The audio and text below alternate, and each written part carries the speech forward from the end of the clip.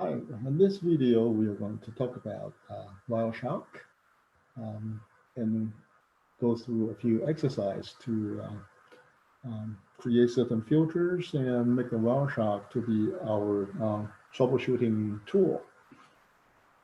Now, there's a handout. You will download that. It's a Word document.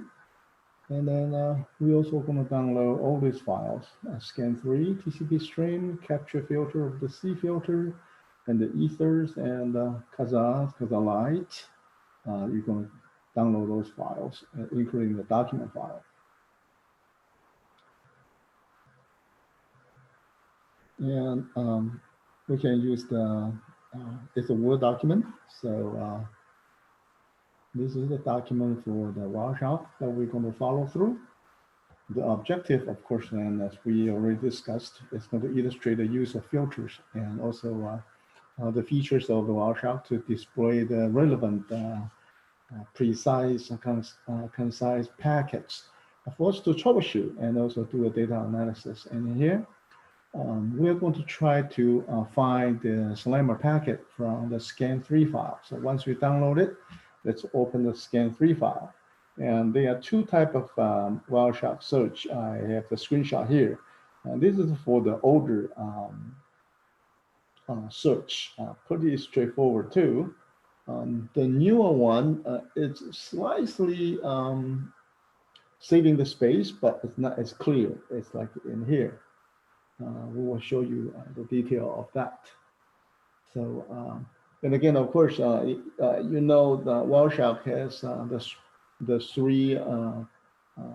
three panes. Let me just take it on the side and open the Wireshark so we can do that. Now we don't need it anymore. We're going to reduce it. And we are going to, of course, turn on the internet firewall and turn on 2016, turn on 2019, and that's it.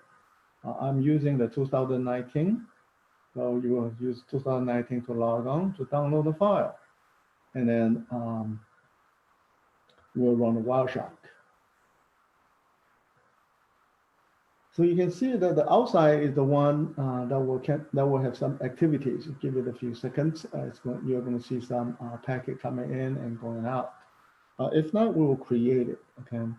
So in the download folder,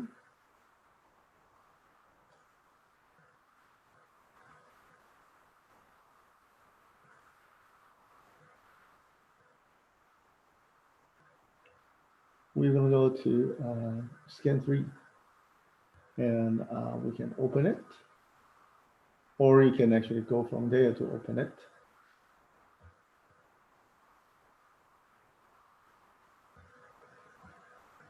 Here's one way of doing it. Let's just go from here then, file, and let's open it. And you will go to your download folder. There are many different ways that you can actually open that. We download all this file in a download, and then we're going to open the scan3 file. And as you can see, it has a lot of packets in there. And there are three panes here. The first one here is if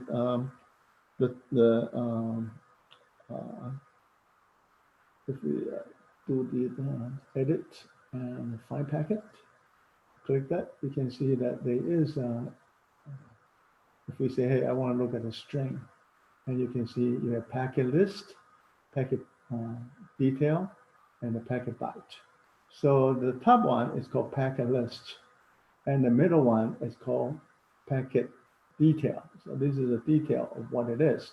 And this is the bytes, the bits and bytes of information. So this is the newer one, that the newer Wireshark. Instead of using this traditional boxes, text box for you to choose, it's becoming a one-liner. But it's the same. You have to put in the data exactly the same way it is. So let's take a look at that. we're going to create a filter to search the Slammer packet. So when we take a look at this, let's make it bigger, you can see that when we click the edit and find packet, this one has shown up here. And it's a string, 1433, which is under the packet detail in the middle here, because the TCP, it's a UDP port 1434. So that's the destination port, and it's in the detail pane here. So we are going to, I kind of reduce it. After you search it, you will see the packet number 33. So I did a screenshot and to save it in a document for you. So we move this away, and we're going to type in 1433. 1434 actually, and it's in the packet detail. And so if you do find, and you can see that this packet already been found in here, and you have a 1434 here. So this is the Slammer packet that we use. It's total of 376 on the payload. So if you take a look at that, this is actually the payload. And the payload is actually starting from 04. And that is actually 376 in the previous exercise. I have shown you the detail. So this is above the UDP layer, right? Okay. So then let's take a look at this document. You can, of course, use different parameters, such as you can find the username, you can find the password, or you can find the root. So we can actually try the username in the packet bytes also. So we can also say, hey, packet bytes, under packet bytes, and we say, hey, I want to find out what's the username. And you can see that, hey, quite a few of them has the username in here. So it is pretty useful, and it's under packet number 4000,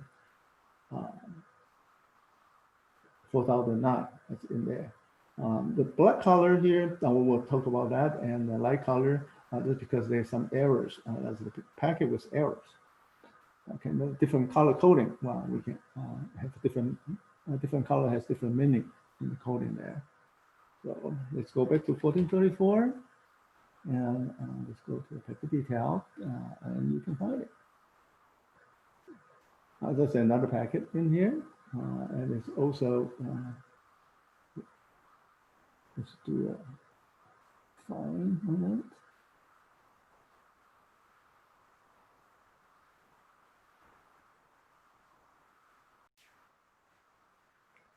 Then we can click on file, and we can export specified packets. And make sure we select one packet. Okay, and we can give it a name. So my Slammer, and it's under download. That's fine. So let's just save it. So if we go to our download folder,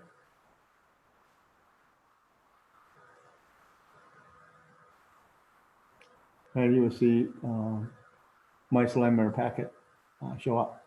So if you use the packet crafting tool to open it up, that's where we got our Slammer packet, and we've been using that packet to perform quite a few of those IPS exercises. Okay.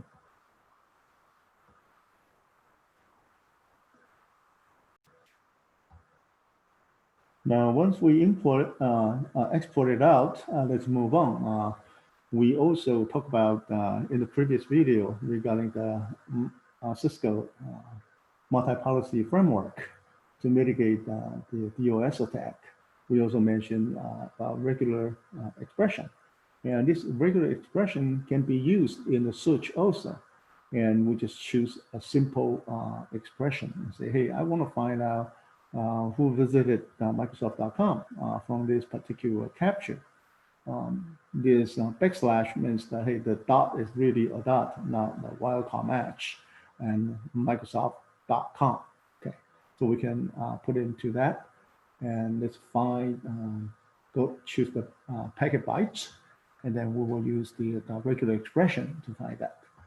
So let's clear, let's cancel it, and there's no filter anymore. So that again, we're going to say find packet. And we can actually bring it to the first packet, so easier to find it. We are going to go to the packet bytes, and we will go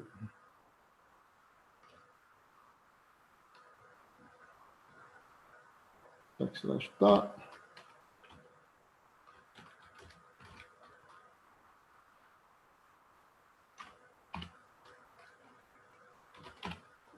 So if we do that, and we'll say fine. Let me see.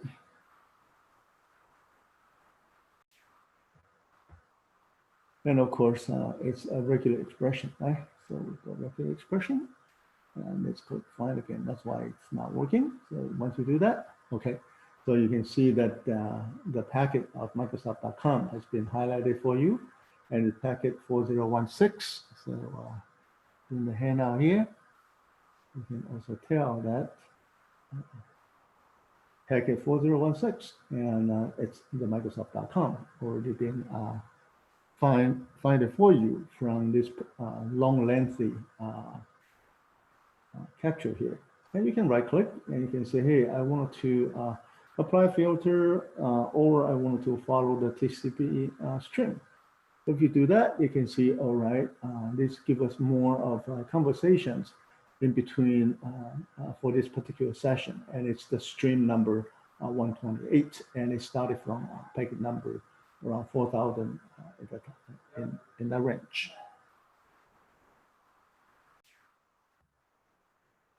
So when you do the follow the stream, you can actually click on the conversations and it will show you. You can see that if you click after, it will move it to the earlier packet around 3919 as the first conversation in here on the HTTP GET.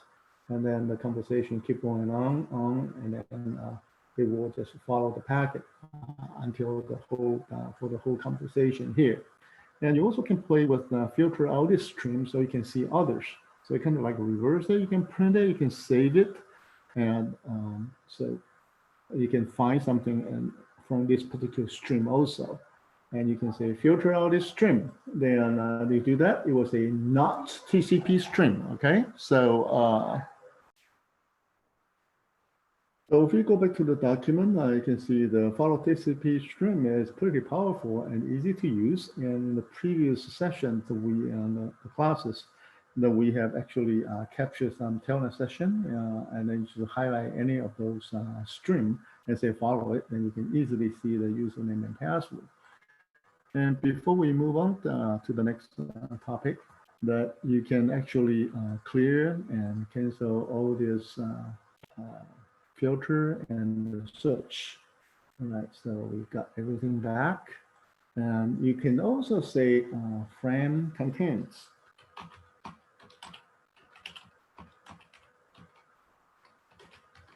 So that means that any frame that contains that, this is a display filter. And if you click on this one, you can see we have so many different display filter. Some of them are already built in, and you can create a new one. So I just created one new display filter op. We have to save it in order to create the C filter and the D filter. In this document, we're going to talk about that later. So now, if you look at the HTTP conversation here, right click and say, hey, I want to see the other stream options. See the conversations. So you can follow TCP stream.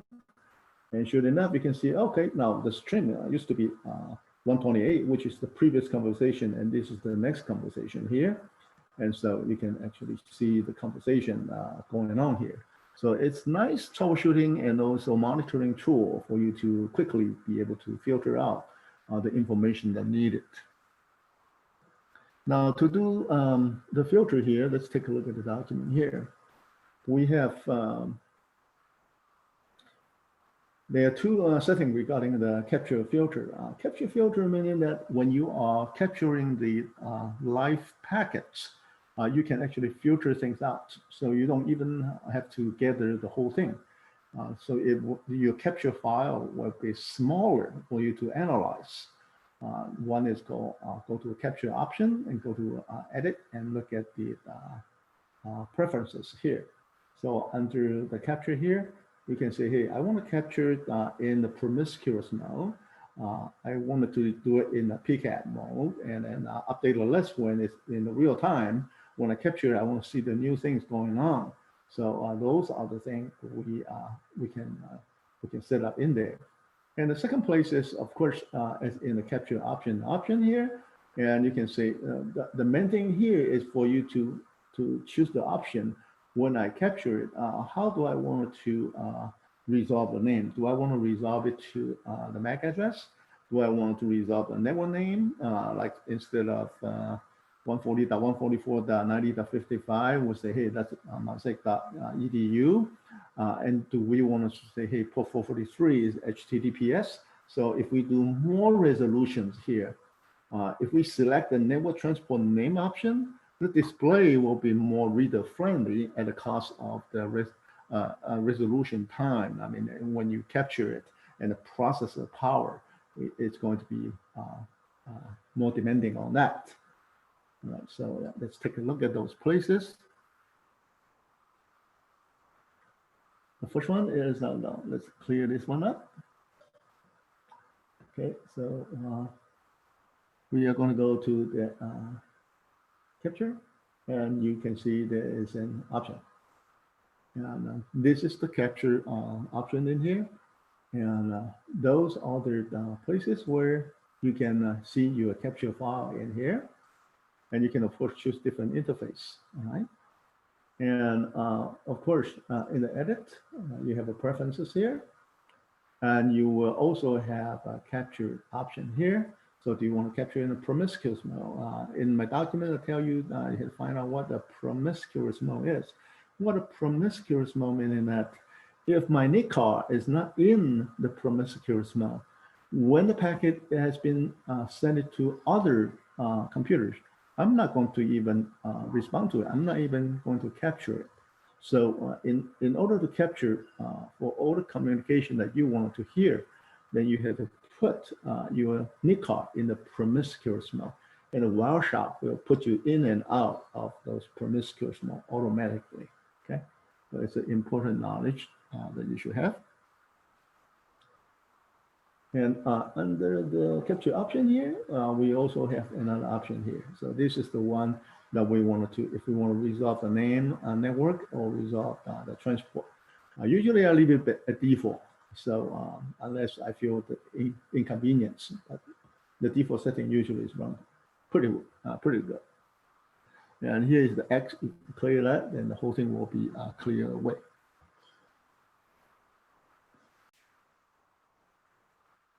So we'll take a look at the capture, and first we will take a look at capture filter, and then we'll deal with the display filter. So you take a look at that, and you will see that, hey, we have, I just created a new capture here called host 219, and then I just put the host name in here. So if you take a look at it,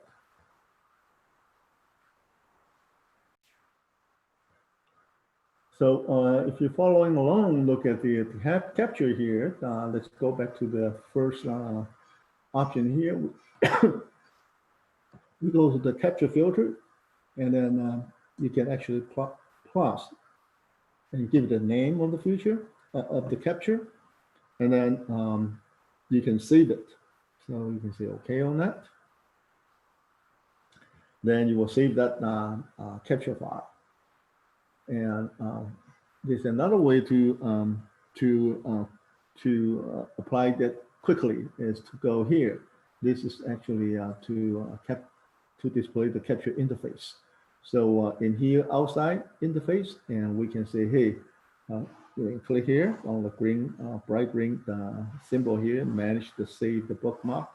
Just click that, and you can say, hey, I want to capture this one only for this this particular host.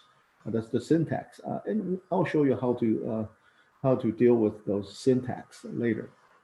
But then you can say, hey, start. I want to start a capture. Then when you do that, if you say op -d to delete it, and then we can go ahead and ping 8.8.8 ping Google, and you can see that then it's clean. So if you do a capture, you can see, hey, I can see the op broadcast from the host myself, which is this one. And we will make later on, we will make this one user friendlier, such as this is Jim's PC or John's Mac or Mary's Mac address, or whoever my Mac address or my PC. And then is a broadcast. And then it will be from your 10.10.10.10, which is the default gateway responded to my PC. So it makes the conversation a lot easier to read instead of just say, oh, 39, hey, that's me. Because we capture with the filter, that's only for ourselves. Otherwise, we will see a lot of those R packet, and sometimes not that clean.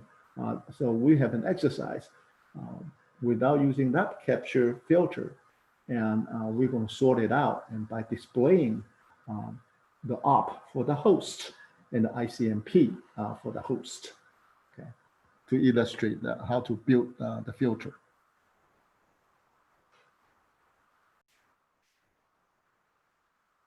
So we have talked about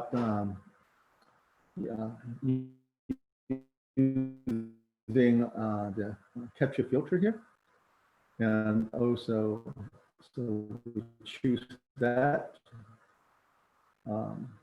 the quick display, and also we choose this capture filter to do the exercise, and choose the host, display the host itself. Now we're going to do a quick capture filter exercise.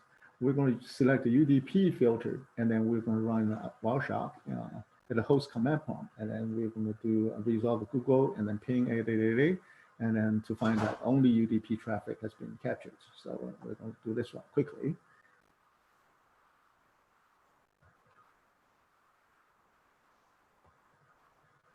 So we're going to do the capture again. You can quickly do this one, and in here we can say, hey, I want to do UDP only.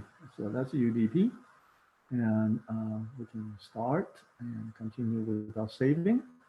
Now we're going to go here, and then we'll do ns lookup, which is a UDP, and who is www.google.com. So that's a UDP packet. It will be captured, and we can quit. And of course, we can ping 4221 to generate some ICMP, but those will not be generated, will not be captured. We can stop it here, and you can see that only UDP packet has been captured in here because of the capture filter. Okay, so now that's quite a few of those capture filter we have practiced. So now we are going to tap into to talk about display filter. It's after we capture it, then we are going to manage how to display the packets in the format and just filter it out to the information that we need. So we have a quick display filter exercise. At the Windows 2019, you're going to start Wireshark. Okay, of course we already did. Now we're going to delete the whatever op cache we have, and then issue the ping. So it will generate our broadcast to request default gateway's MAC address, and do an NS lookup to generate some UDP. And we can also even visit Microsoft.com to get some TCP traffic. And at Windows 2016 here, we're going to clear the op and ping the 219. So therefore, 2016 is going to do an op request to 219. I want to show you this particular request. It's not as straight as what we would think. And then we will stop the capture and then perform some of those a little bit more complicated filter. So we're going to move this on the side, and let's go ahead and go to the command prompts. And here we're going to do ARP-D, and of course we are going to restart our capture here. And make sure that always use that. That's a quick way of doing it, and you can actually quickly delete all the capture filter. All right, and we have to enable, make sure it's checked, promiscuous mode in there. So we have no filter, no capture filter, not interfering with our work, and we can say start and continue without saving. And now in here we can start it to do, hey, ping. We can, of course, first search ARP-A and make sure that a default gateway is not in there. Good. So we can say, hey, I want to ping A.A.A.8 so that it's going to generate certain op first. And we'll go to 2016 this time. And then we are going to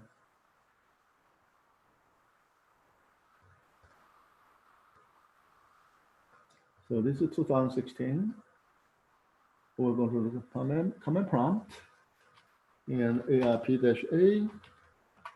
So yeah, we're going to have 219's information in there. So we can actually ping 10. Well, we still can clear it. So we can do an ARP-D to clear the whole thing and then make sure that there's no address in there, because I like to hear some of the other op information in there as well. So ping 10.10.10.219. Then it's going to request the op before it can ping. Now in here, so what we would do is we can actually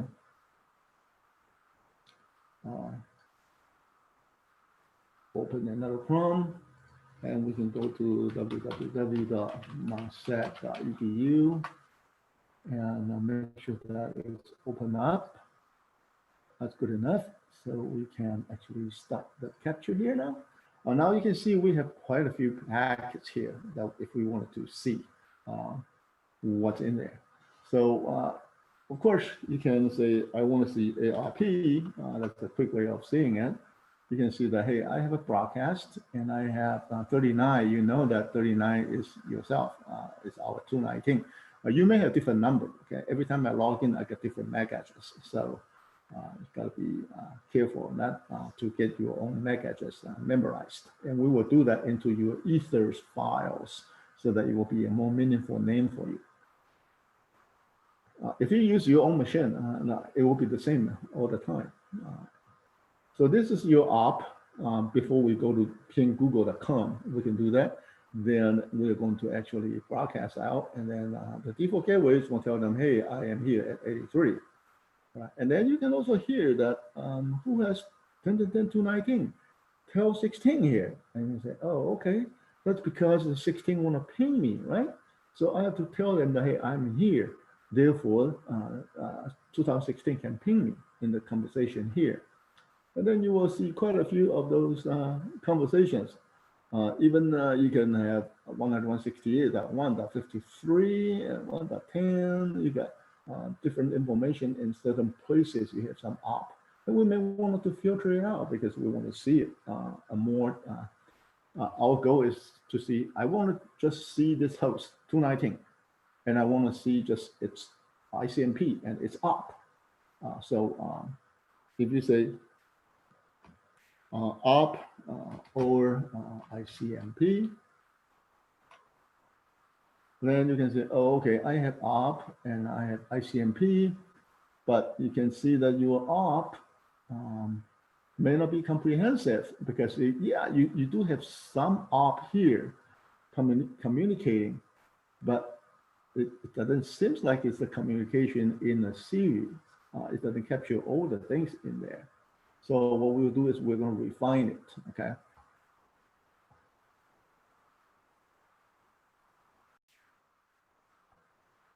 So if we apply the IP.addr equals 10.10.10.219, then you can see in the document here, I told you that it's actually IP.address is in the layer 3 TCP IP protocol.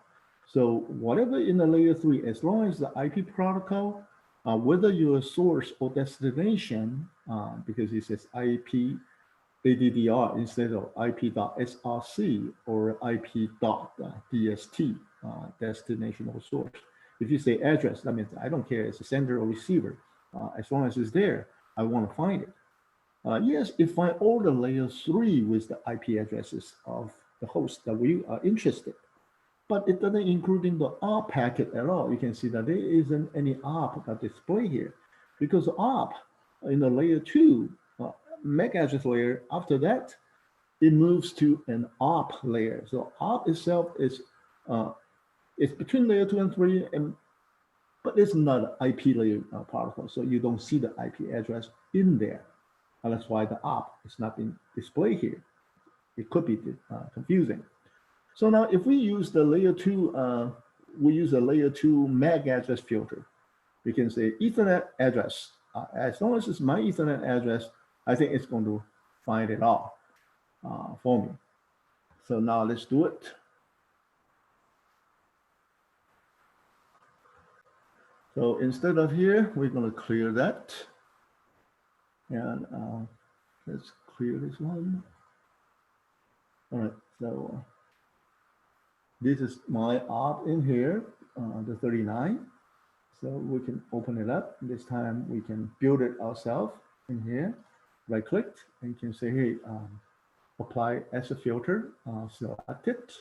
And you can see, hey, this is all the source address. So I just see half of it, not the destination. Of course, you can say or the destination, but that's kind of redundant. So we just say, hey, you can do both. I just delete it in here.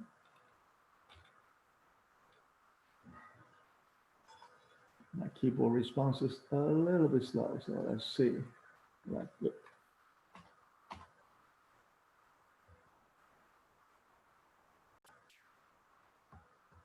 And as you can see, if you delete the source, and then the choices are here.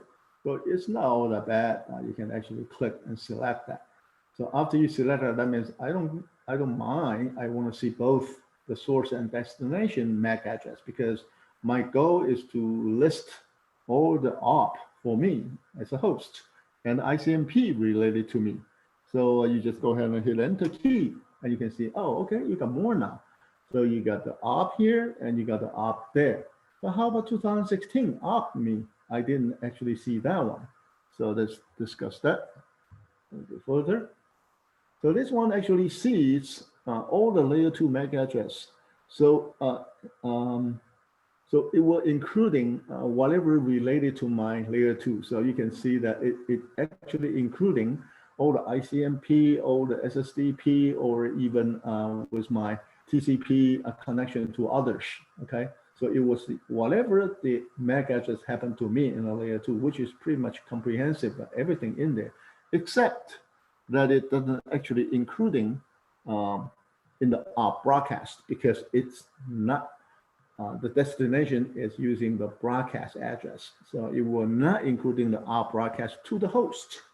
All right, we will deal with that in just a few minutes. So this one, including everything related to you, excluding the one whoever broadcasts to you, say, hey, I don't know your MAC address, so I'm broadcasting it, but your IP is the one I'm interested. I want to ping you. I want to talk to you from 2016. So I'm going to broadcast to get your MAC address of the 219. All right. So that including everything in there. So now the 412 filter, it will including all the ARP packet of that.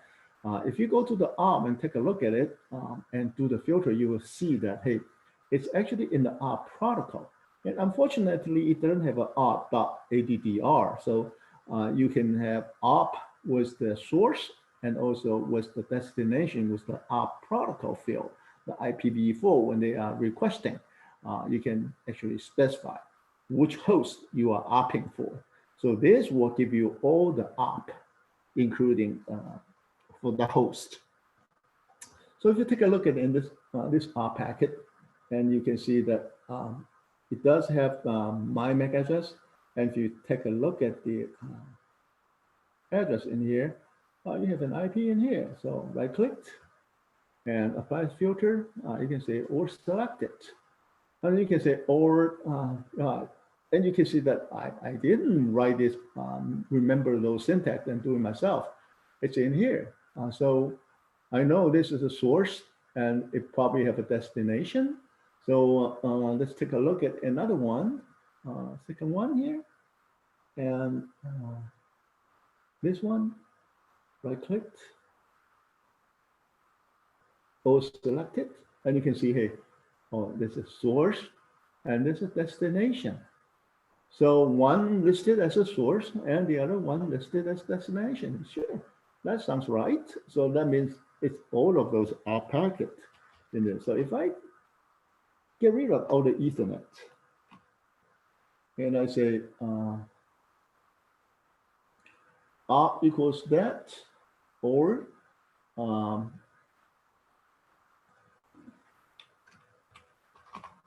don't need that many parentheses.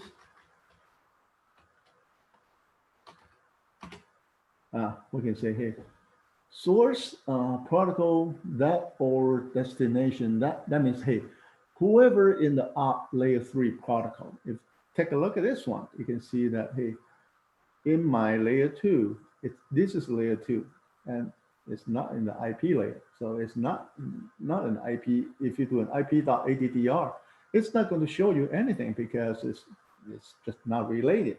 So if you want to see ARP, you got to use this one in the IP there.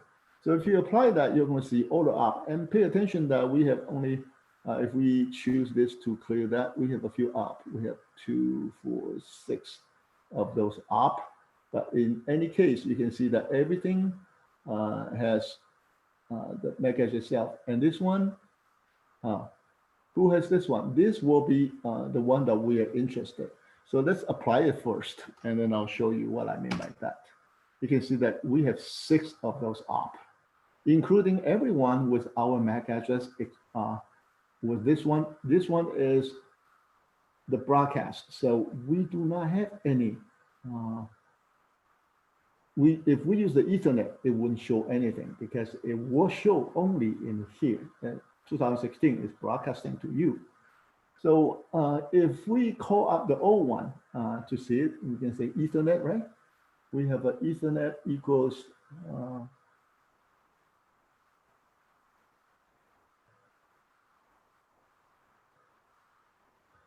let me find it.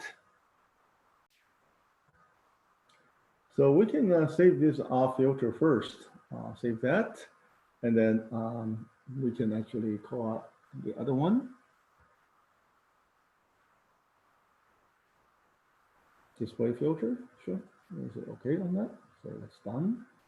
And then we can actually look at the first ARP and look at this Ethernet.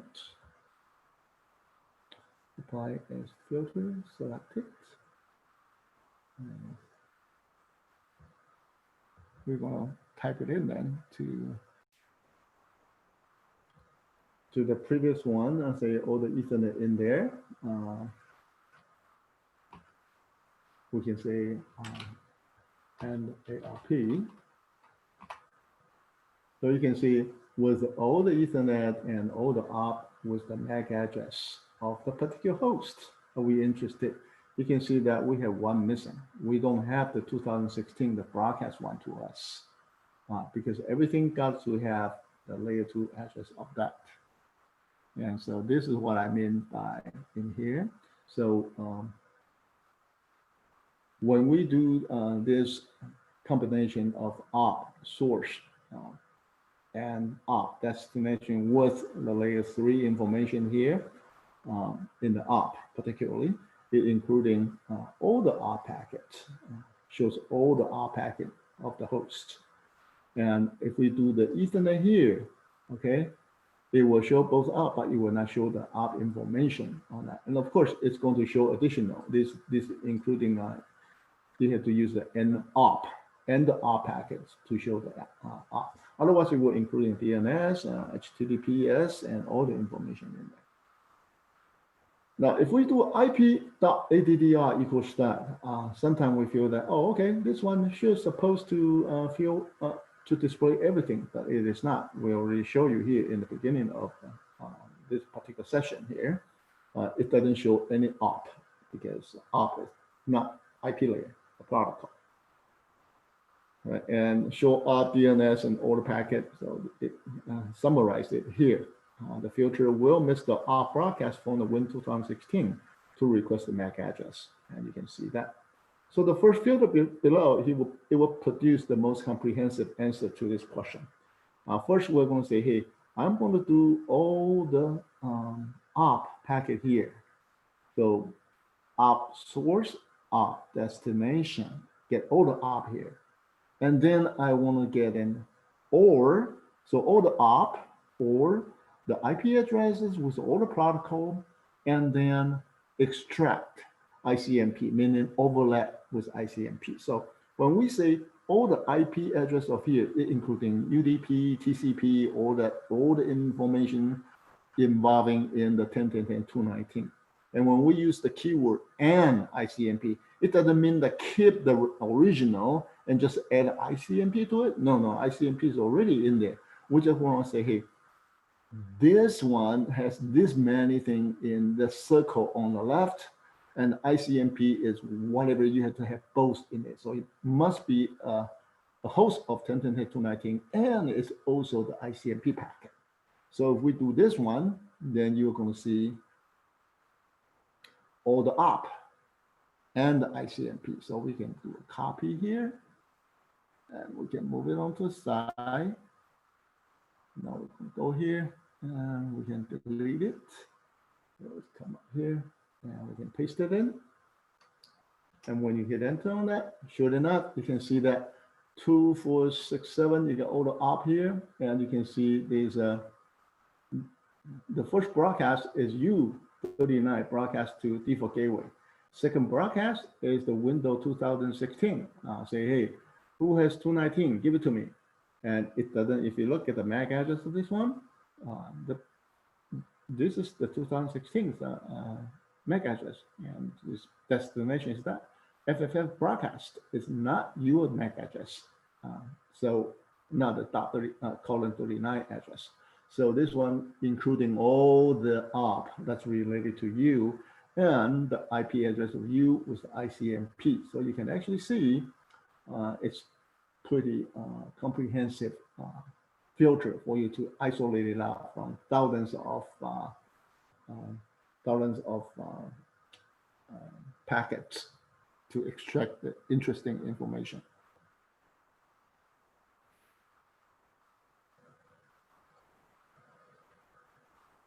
So it further give you a few options because it's not the only way to do it, and I'm not going to go through all that again. So I listed 3 of those possible solutions, and you can compare them. It's all pretty much the same, except that note this one doesn't have any op packet, and the Ethernet that it will including everything except the broadcast request to you because they don't know your MAC address yet. So that's a discussion, and you can of course try those decode as and download the TCP stream already for you. You can download it and click the TCP stream and do a Stevens or RTT to do the graphics. These used to be, the Wireshark used to be used for troubleshooting and monitoring the network. And those are the old days. You will use different tools to do them now. So just list it there for your reference.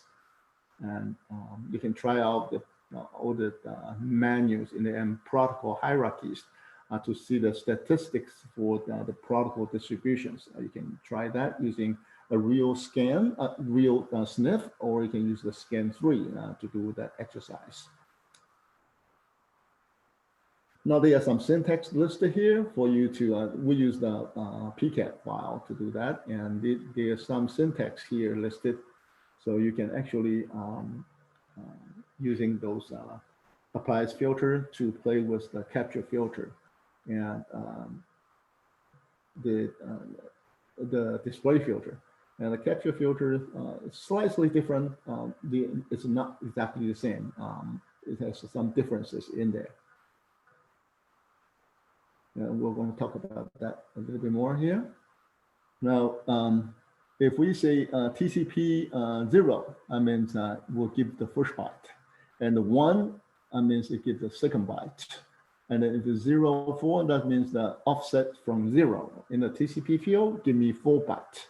So all those are, and so if you say TCP bracket 0, colon 2, colon with that, then it will display all the packets with TCP port 80. We can also try 443. So we'll see what that is. Let me just move this on the side.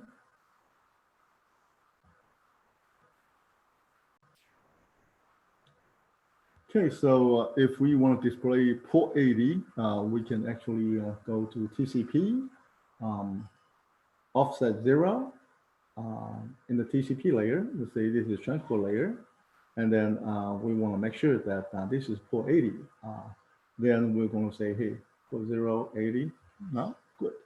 So if we hit enter, then you can see, all right, we got the source port 80 for this conversation. So this is a Mountset web server, 90.57. 1.53 is contacting that. So we find the information there.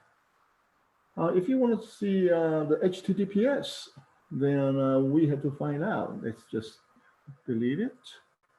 And we can generate that by taking a look at the HTTP here, and you see 443, right? It's 01BB. So highlight that. Oops. Yeah, it's this one, 01BB is 443. So if we click here for the previous one here, if we change that to 01 BB, okay? Then you will see, well, half of the conversation port, the source port is 443 here for whatever the conversation in there. And of course, that's the first two port, right? First 2 port is the source. And the next port is destination. So the destination will be, if we take a look at the document here, it tells you that, hey, this is 02, and then how about 2:2? That means from first byte 0, you go in there, and now we are going to go to the third byte and the fourth byte, which is the destination. So then it will capture all the source and destination for us.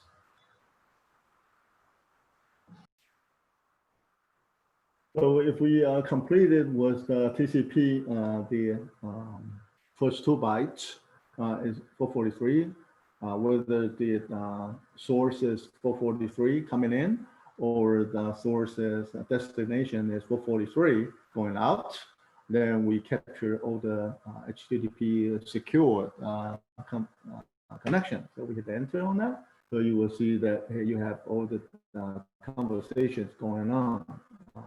And everyone is either, you can check on every single packet here, then you're going to see the source, either source or destination will be 443. So you can capture both of the conversation there.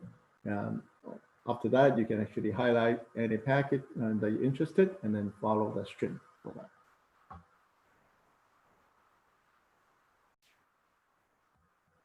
So you can try it out with the ICMP if you're interested to filter out in a more refined manner. And also the C filter and the D filter, if you save it, then it will be saved under if it's not a domain, it will be on the user app, and with depends on the flavor of the window you have.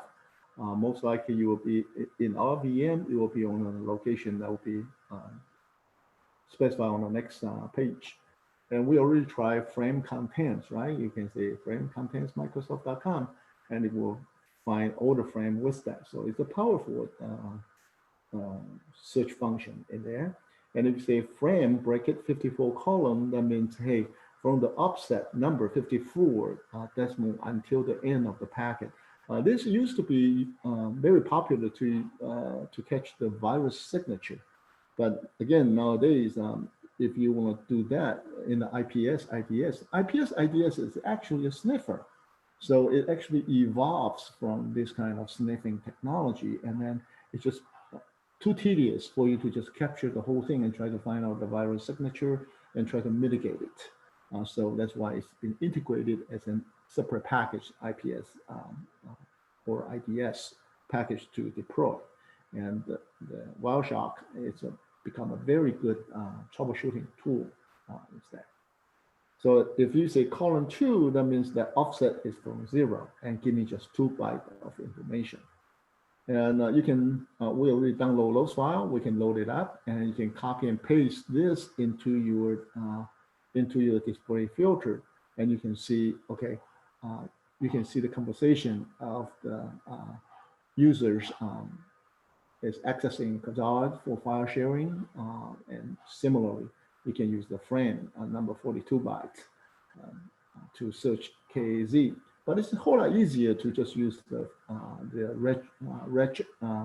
regular expression, regex, or using the frame contents to find that. So we're going to just talk about that. And important thing here is to exchange the filter with other users. When you create quite a few filters and you want to share, you want to carry over to different computer, you can go to C drive user administrators. If it's domain, it will be a domain. If it's not domain, it will be just the user and the administrators. And app data, Roman, Wireshark. Okay. So let's take a look at it, see if it's there.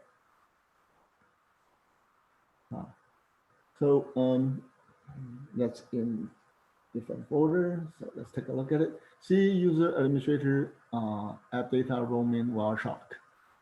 So in the view here, you probably have to do this in the options. You have to make sure that under your view here, make sure you show the hidden file. Otherwise, the app data will not show up. Okay. And I usually like to uncheck this high extension of the known file type, so I can see it all in here. Then you can see the C filter, D filter is already here because it's just created today. Remember during the exercise, I saved it. Once you save the C filter, you create one filter and create one of each, and then you just go ahead and save it. Then it will be there. So we can say open with, let's go Notepad, that's fine. And you can see, okay, new capture IP host. This is expandmode.com, right? And the capture filter, C is a capture filter, and I actually create hosts of that. So once I create this one, I just go and click that. Then it will be only capture my 10.10.10.219 host. So that's the capture filter. And there's a D filter, display filter. And you can see that the new one, we just created and say, hey, this is the one that I've been working. New filter, you can give it a better name, of course. And then you can say, hey, it's op source product IP. Oh, it captures all op. You can give it the name, say capture all op, right? You can actually edit it here. And you can say, quote,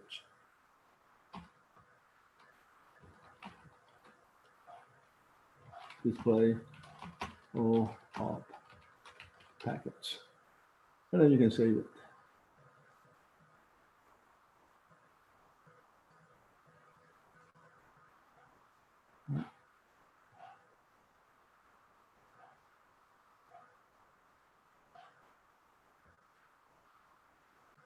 So then if we go in here,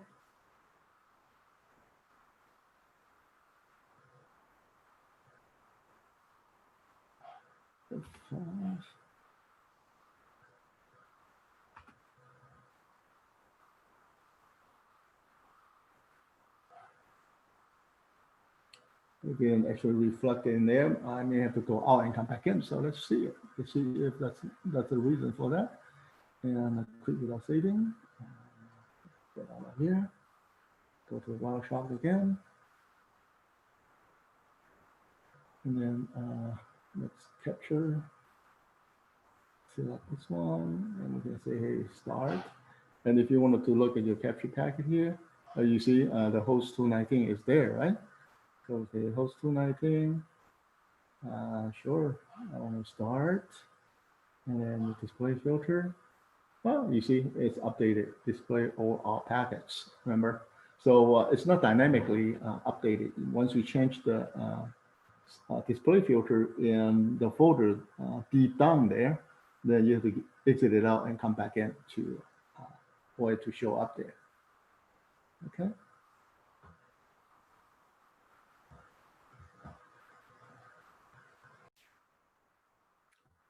So as the document documented, go to the C drive program file Wireshark and copy the manufacturer file here. Right click and you say copy, and you are going to copy it to the same location where the ethers at, which is C drive user. It's documented in the document. Okay, so we paste it in here, and we are going to open it with Notepad. That's fine. And it's a big, huge file. It actually records all of those manufacturers' MAC address. We are going to add the MAC address into the manufacturer files. So we can actually find this one and find the MAC address here. And you can see I wanted to apply it as filter. So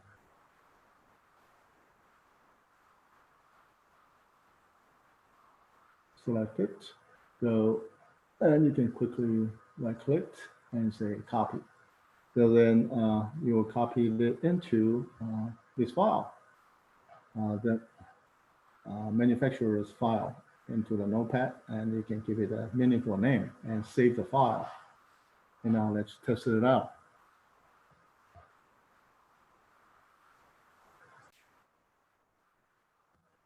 So for this particular portion of the exercise, it seems like that we have to put it into the manufacturing file in the C program files Wireshark here.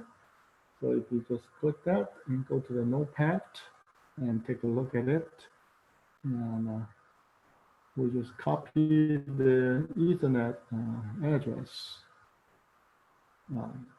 called Jim VM Mac in here, and save it. And then come here, you can see a GM Mac. That's before I changed the name. So I just tested if it's dynamic. It is not. So we have to exit it out of here and stop without saving. And then run the Wireshark again. And we can quickly choose that. Choose the outside interface and start. And come here. Let's just delete the op. And then, oops, actually delete it. So it will do an op once we ping Google, right? So you're going to see the op generated and ping generated. And you can see that it's called Jim VM Mac now. So it's easier for you to spot it if you have more op display here or there. Once it has the layer 2 information here, it's easier for you to identify who is to which one. It's easier for you to identify who you are communicating with in the op. So this is located to that location. Well, in some version that I try, I have to copy it to here in order for it to work. Well, if it doesn't, well, you can create some line like this, my MAC address of this, so you can kind of link it to the IP to view it easier, to know which one is communicating with what. And of course, now we can do a few more exercises in there. then you will see that, hey, my MAC address 10.10.10.219, which we already did, except we don't call it my MAC address 10.10.10.219. We call it Jim's MAC address. You can call it anything you want. Right. And then, yeah, it's easier to see the conversations in there. So I got some screenshot there for you to follow if you wanted to watch the video and follow with the document. It's much easier to do. And this is a list of Wireshark users you can find under the folder tab, and you can find all the locations here under help. Okay, so it's under about Wireshark from the help. So let's see if it's there. So help, about, and do the folders. So if you click that, it'll tell you, hey, where's the D filter? It's in here, administrator, app data, roaming file. So this is a place where you can get more information, and you can click the link. It will send you to the Wireshark website for more information. So the question, why is Wireshark so slow in displaying data during that? Maybe we're doing the DNS lookup and do other name resolutions. Why do I see the IP MAC address twice? Because when we don't do the DNS lookup, that placeholder, it will show the original IP or original MAC. Can I use a display filter as it? Yeah, yes and no. Sometimes we can use the T-Ethereal or the T-Shock, the older command line, to accept some of those filters interchangeably. But in general, we don't do that. And will the Wireshark really capture all the traffic arriving in the interface when it's in the promiscuous mode? It really depends on how busy the traffic is and how well your switch and your system handling the traffic. And also be aware that with our VMware, it's like hub. Everybody can hear everything. Otherwise, you have to use the tab, wiretap, to sniff it, or do the hub out, or do a spanning ports on the switch to send the traffic over. Okay, so there are a few important things you need to consider when you capture it. This is the end of the Wireshark exercise and discussion.